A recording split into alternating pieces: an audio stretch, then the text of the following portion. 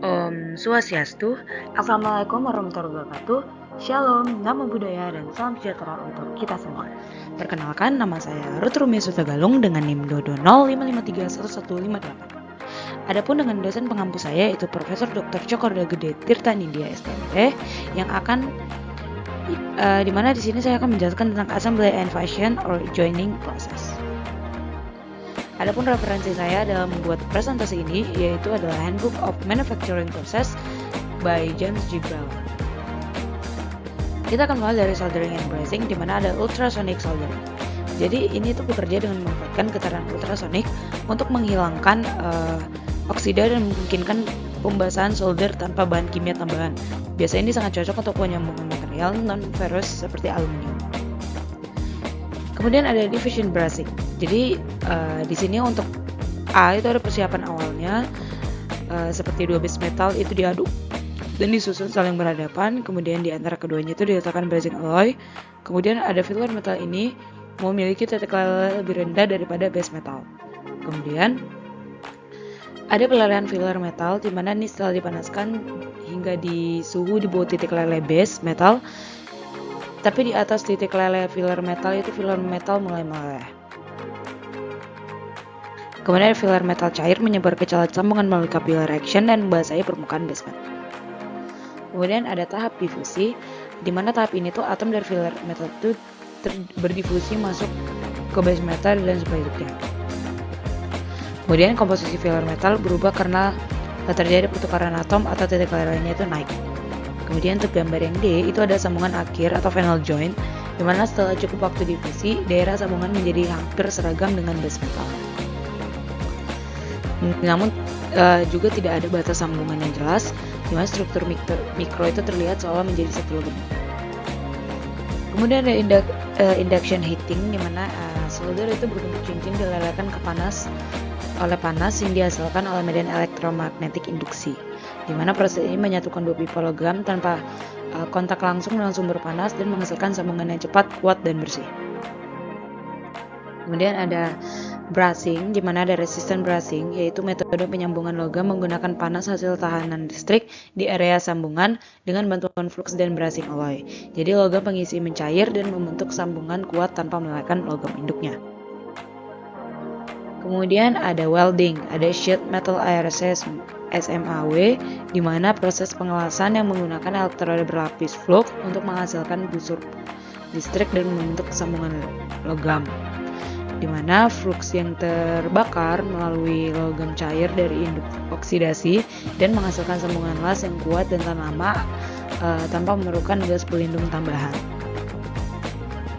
Kemudian ada submerged air as welding, di mana proses pengelasan otomatis busur listriknya itu terbentuk di bawah lapisan flux granular, di mana lapisan flux melindungi logam cair dari kontaminasi udara, menghasilkan sambungan berkualitas tinggi, bebas percikan, dan efisien.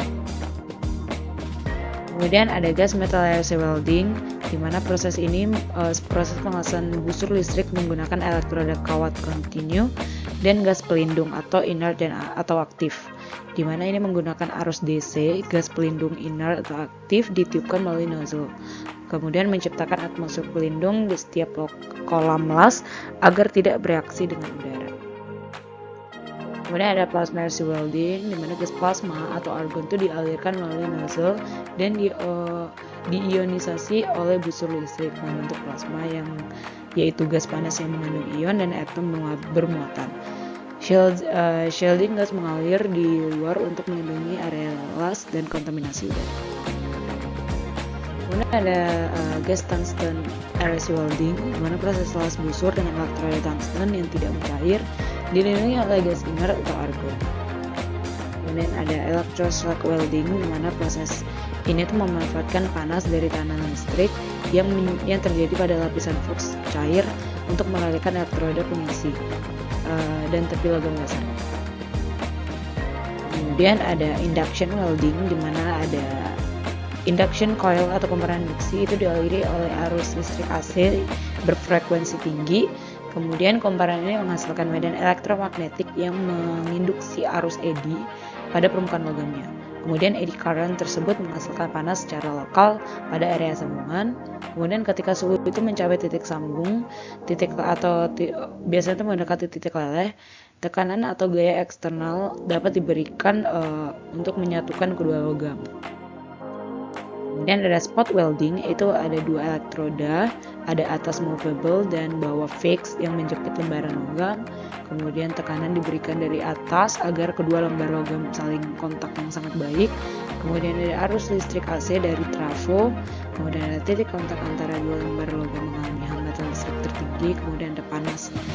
Biasanya panas ini tuh cukup tinggi untuk melebur logam lokal. Kemudian ada cooling water, di mana ini digunakan mendinginkan elektroda agar tidak ikut panas dan menjaga kestabilan proses. Kemudian ada stud welding, di mana stud welding itu adalah proses pengalasan sebatang logam berbentuk stud atau mirip bolt atau pin disambungkan ke permukaan plat dengan bantuan busur listrik. Jadi dalam waktu yang sangat singkat, biasanya itu kurang dari 1 detik. Adapun dari gambar itu ada stud atau mirip baut ditempatkan di ujung welding gun.